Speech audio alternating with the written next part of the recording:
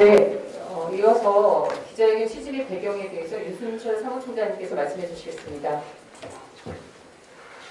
네, 윤순철입니다. 주택 문제는 사실 서민들한테는 아시겠지만 고통의 뿌리죠. 고통의 뿌리고 자산이 있는 재력가들한테는 사실 투기의 대상이 되어 있습니다. 이렇게 해서 문재인 정부가 이렇게 5년차가 돼가도록 4년차 넘도록 실제 이렇게 서민들이 이 주택 문제로 이 고통을 받고 사람들 뿌리가 흔들리도록 이렇게 집값을 잡지 못하는 것은 안타까운 일을 할 수 없습니다. 제가 볼 때 이러한 원인들은 사실은 문재인 정부의 이 주거 문제, 부동산 문제에 대한 원칙과 철학이 제대로 정립되어 있지 않아서 그런다 저는 이렇게 진단하고 있습니다. 마찬가지 역대 정부도 다르지 않습니다. 예를 들어서 오늘 저희들이 공공주택을 분석했지만 과거에 보시면 아시겠지만 김대중 정부는 100만 원을 얘기했고 노무현 정부는 260만 원을 얘기했고 이명박 정부는 150만 원, 박근혜 정부는 20만 원, 문재인 정부는 65만 원. 총 이 공공주택들이 증가가 있었다면 총 600만 채가 넘습니다. 그런데 지금 저희들이 실제 보시면 아시겠지만 정말 공공주택이라고 볼 수 있는 것은 한 89만 원밖에 안 됩니다. 그동안에 부동산 문제가 사회적으로 이슈가 될 때는 서민 주거 안정을 위해서 몇백만 원씩 짓겠다 발표해놓고 나서 집을 지어놓고 땅 팔고 집 팔고 다 팔아서 공공기관들 또 이렇게 수익을 많이 남겼습니다. 근본적으로 그러다 보니 서민들은 삶의 이 주거의 이 불안을 원천적으로 감내하면서 살 수밖에 없는 이런 여건이 되어 있는 거고 어느 정권도 이 문제를 풀지 못하고 있다. 특히나 문재인 정부 같은 경우에도 아예 근본적으로 이 정책에 대한 이런 잘못이 많아서 더 혼란스럽고 사실 국민들 입장에서 볼 때는 문재인 정부가 집값을 잡을 수 있겠냐 회의론마저 들고 있는 상황입니다. 그래서 최근에 와서 문재인 정부가 크게 방향을 틀었죠. 공공재개발부터 해서 몇십만 원을 또 짓겠다 발표를 했지만 중요한 것은 어떤 원칙과 철학 기준에서 정책을 펼쳐나갈 거냐가 중요한 거고요. 그런 기준 하에서 이런 앞으로 문재인 정부가 공급한다는 주택이 가야 될 것 같습니다. 그렇다면 지금 이 정책을 실현할 수 있는 가장 중요한 기관들이 사실은 주택 공기업들입니다. 서울시에는 SH공사가 있고 국가적으로는 LH공사가 있지만 아시다시피 LH공사는 옛날에 이 토지공사와 주택공사가 통합이 됐습니다. 땅 장사, 집 장사를 하면서 국민들의 비난을 받았고 이런 와중에서 통합까지 했음에도 불구하고 여전히 이 공기업들은 이런 장사 논리에 매몰되어 있다. 그리고 또 하나는 여전히 이런 사업될 거리만 찾고 있다. 이렇게 보는 겁니다. 그러한 과정 속에서 서민들의 고통은 더 가중되고 있고 해결되고 있지 않다고 봅니다. 그래서 앞으로 지금 공공이 개발하는 모든 것들은 택지나 주택을 팔지 않는 게 당연한 겁니다. 이것을 충분하게 서민들의 고통이 해소될 때까지는 이런 부분을 팔지 않고 직접 개발해서 팔지 않고 서민들을 위해서 기여할 수 있는 그게 원래 주택 공기업들의 사명입니다. 그래서 이런 부분까지 포괄해서 저희들이 오늘 촉구하기 위해서 이 공공주택에 정말 매체가 있는지 이것을 분석하게 됐습니다. 이상입니다. 네, 대통령께서도 최근에 공공주택 현장을 방문하셔서 공공주택이 잘 증가해 왔고 앞으로도 계속해서 공급해서 OECD 평균 수준을 상회할 정도로 재고량을 확보하겠다고 말씀하셨습니다. 근데 경실련이 이게 정말인지 실질적으로 정말 우리나라 공공주택이 얼마나 있는지 또 문재인 정부에서 늘렸다고 하는 공공주택이 어떤 공공주택인지 얼마나 늘었는지를 조사 발표하려고 합니다. 분석 결과에 대해서 윤은주 간사님께서 말씀해 주시겠습니다. 네, 분석 결과 발표하겠습니다. 7페이지를 참고해 주시기 바랍니다. 정부 발표에 따르면 2019년 말 기준 장기 공공주택 재고 주택 수가 158만 4천 호입니다. 전체 주택수 대비한 재고율도 7.4%입니다. 그런데 경실련이 자체 조사한 결과는 장기 공공주택 수가 89만 6천 호고 재고율도 4.2%에 불과했습니다. 68만 호가 차이가 났고요. 재고율에서도 3.2% 크게 차이가 나는 것으로 나타났습니다. 8페이지 보시면 먼저 경실련의 그 분석 기준을 좀 말씀드려야 될 것 같습니다. 우리나라 공공주택의 유형이 상당히 많이 있습니다. 상당히 좀 복잡한데요.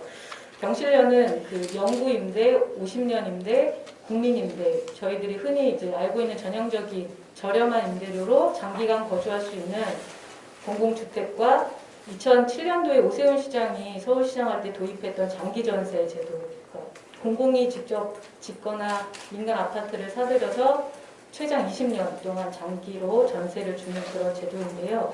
이 네 가지 유형만을 진짜 공공주택으로 분류를 했습니다. 그리고 10년 동안 임대를 주고 분양해버리는 10년 임대와 전세 임대 같은 경우는 사실 전세 임대도 전세 보증금 지원 제도에 불과하기 때문에 공공주택으로 보기 어렵다라고 판단해서 10년 임대나 전세 임대는 가짜 공공주택으로 분류를 했습니다. 그리고 나서 이제 매입 임대와 행복주택이 있는데요. 매입 임대는 이제 기존 다세대나 다가구 빌라 등을 주택도시기금의 지원을 받아서 LH 등이 매입해서 다시 재임대하는 그런 주택인데, 매입 임대의 문제, 저희가 문제라고 보는 거는 국민 세금으로 매입을 하는 건데 이미 집값이 오를 대로 오른 상태에서 비싼 값에 매입하는 것이 이제 문제라고 보고 있고요.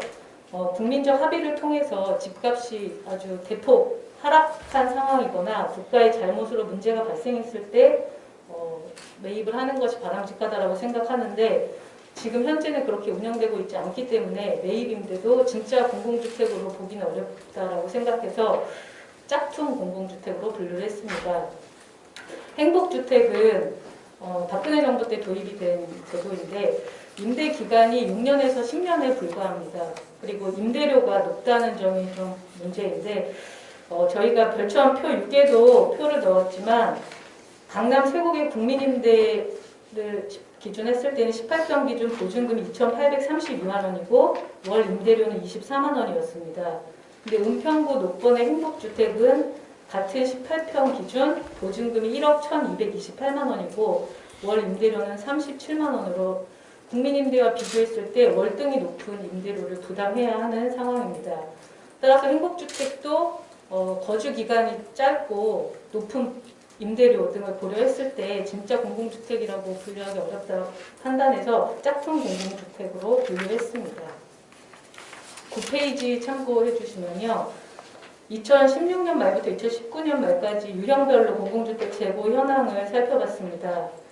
문재인 정부 들어서 총 32만 8천 호의 공공주택이 늘어났다라고 정부 발표 자료에 따르면 확인을 할 수가 있는데 앞서 말씀드린 경실련 기준으로 했을 때는 진짜 공공주택은 4만 8천 호, 전체 늘어난 물량의 15%에 불과했습니다.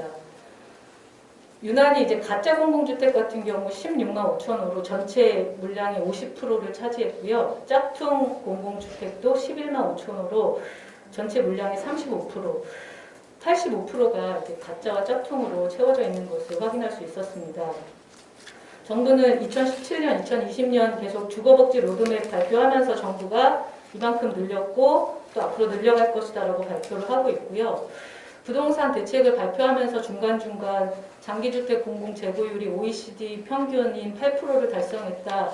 그리고 지난 1월 달에도 9.3%를 달성했다라고 발표하고 있는데 이렇게 가짜와 짝퉁이 85%나 차지하고 있는 그런 상황들을 저희가 좀 확인할 수 있었습니다. 10페이지 보시면 정권별로도 저희가 공공주택 현황을 살펴봤습니다.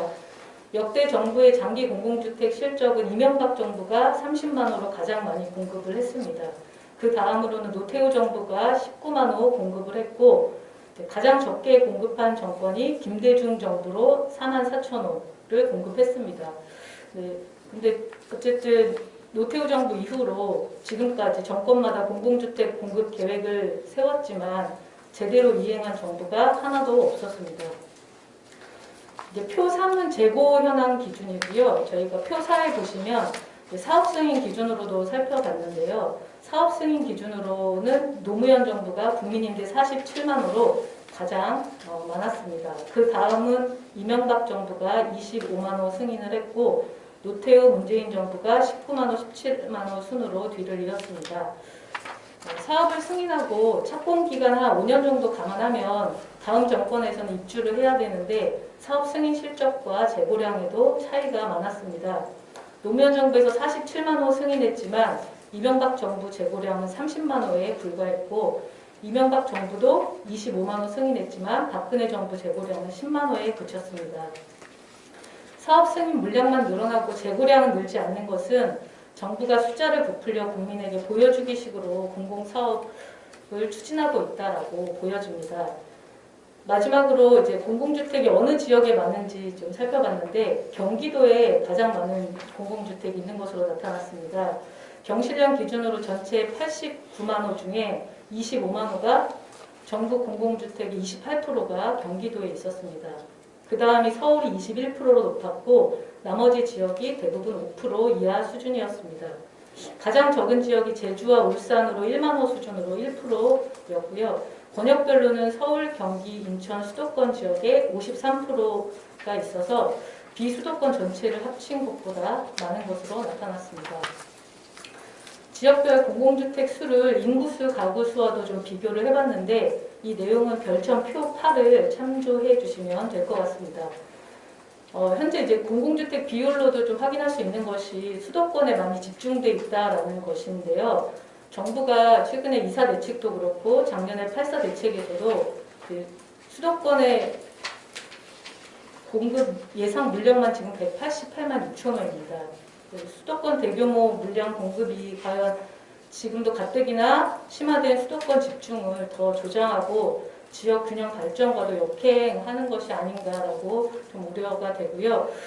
또 그 밖에 지방은 서울보다는 조금 주택 보급률이 높은 편입니다. 그래서 상대적으로 그런 상황들을 좀 고려해서 지방에는 주거비 지원 확대 등을 시행해서 지역 간 격차를 해소하는 것이 필요하다라고 보여집니다. 정부는 계속 공공주택을 많이 늘렸다라고 하지만 국민 입장에서 정말 진짜 공공주택으로 볼 수 있는 건 실제로 15%밖에 전체 물량이 15%밖에 늘지 않았고 호수로 하면 4만 호밖에 되지 않습니다.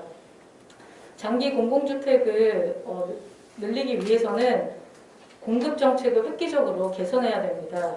공기업이 지금처럼 땅 장사, 집 장사로 막대한 이득을 챙기는 방식으로는 값싸고 질 좋은 공공주택을 확보할 수가 없습니다.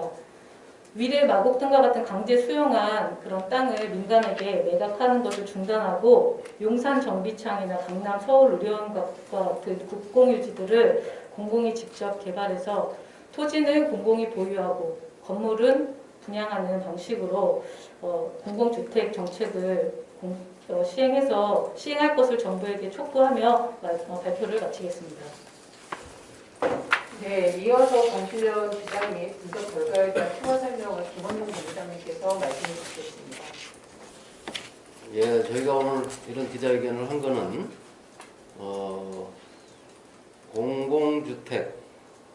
공공주택이라는 용어를 좀 바르게 사용할 필요가 있다.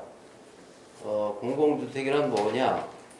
주택은 개인, 민간이 가지고 있느냐와 국가, 공공이 가지고 있느냐, 이 두 가지로 크게 나눌 수가 있습니다. 그래서 나라가 주택을 가지고 있으면 결국 나라의 주인인 국민들이 자기 집을, 국가주택을, 공공주택을 사용하는 겁니다. 자기 집을 자기가 사용하는데 그걸 자꾸 임대주택이라고 부르는 것 자체가 잘못됐다. 그래서 공공주택, 공공이 보유한 주택, 국가주택, 사회주택, 공적주택 이렇게 표현을 해야지 거기에 임대라고 쓰는 것은 잘못됐다. 타워팰리스나 아이파크 같은 고가 아파트도 절반이 임대입니다. 절반이. 자기가 집주인이 직접 사는 게 아니고 남한테 빌려주면 다 임대인데 우리는 그런 아파트를 임대주택이라고 부르지 않습니다. 역시 마찬가지로 국가가 가지고 있는 주택은 국가주택, 공공주택이고 국가의 주인이 자기들끼리 결정을 해서 누가 먼저 사용할 건지 누가 활용할 건지를 정하는 것이 공공주택인데, 이 공기업을 만든 이유는 LH공사나 SH공사나 이런 공기업을 만든 이유는 이런 공공주택을 많이 확보하라고, 이 수도권에 있는 논밭이나 국공유지에다가 이런 주택을 많이, 이런 아파트를 많이 공급하라고 만든 회사입니다. 그래서 그 공기업에게는 토지 수용권과 토지 용도 변경권과 독점 개발권을 줘가지고 집값을 안정시키라고 했더니, 이 공기업들이 토지를 강제로 뺏어다가 용도를 바꿔서 땅 장사를 하고 있어요. 땅 장사, 집 장사를 해가지고 어마어마한 돈을 벌어서 그 돈으로 다세대 다가구 주택을 막 사들이기 시작했습니다. 특히 이 박근혜 정부와 문재인 정부에서 가장 심각했죠. 그래서 집값이 폭등하니까 작년 8월 4일 날 김현미 장관이 나와서 127만 원을 공급한다고 했어요. 6개월 뒤에, 6개월 동안 집값이 계속 오르니까 변창흠 장관이 나와서 84만 원을 공급한다. 82만 원을 공급한다고. 이 두 장관이 공급한다는 게 200만 원인데, 이 200만 원 중에는 우리가 말하는 공공주택, 국민주택, 국민이 원하는 주택은 싼 값에 확보한 공공택지나 국유지에 아파트를 건설하라는 겁니다. 무슨 다가구 다세대를 비싸게 호텔을 사들이라는 게 아니고, 그 전세값 집 임대료가 뛰니까 작년 11월에는 호텔이나 뭐 이런 이 건설업자가 짓지도 않은 주택을 사들이겠다, 매입 임대를 늘리겠다, 공공 전세를 늘리겠다, 이런 이상한 얘기를 하고 있고, 문재인 대통령은 평생 주택을 뭐 건설한다. 경기도지사는 무슨 기본주택을 한다. 박근혜는 행복주택을 한다. 박원순은 무슨 청년주택을 짓는다. 이명박은 신혼주택을 짓는다. 뭐 이런 말 같지 않은 주택이 무슨 신혼용이 있고 청년용이 있고 행복 들어가기 들어가면 행복하고, 이런 표현들이 다 국민을 속이는 짓입니다. 문재인 대통령은, 문재인 정부는 4년간 국민을 속여가지고 불과 한 5억 정도밖에 안 되는 아파트를 11억으로 만들고, 강남에 있는 아파트 10억이었던 걸 21억을 만들어서 강남에 집 한 채 가진 사람은 전부 10억씩 불로소득을 안겼습니다.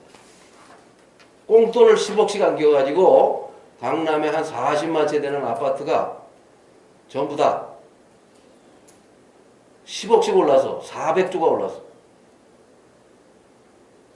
그래놓고 무슨 코로나 이런 걸로 기본 소득인지 뭐 10만 원, 20만 원 주는 걸 가지고 이런 식으로 정책을 사용해서 국민을 계속 속였기 때문에 집값이 뛰고 주택정책, 부동산 정책에 실패를 했던 겁니다. 그 가장 앞장서서 하는 공기업이 SH와 LH인데, 그 SH와 LH 사장을 거친 변창흠 장관이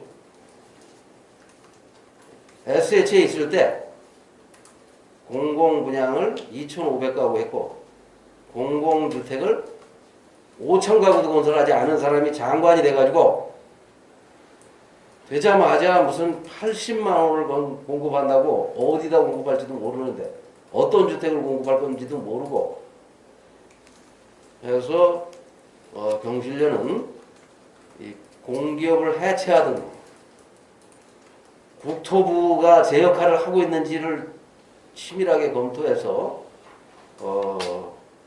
역할을 다시 조정할 필요가 있다.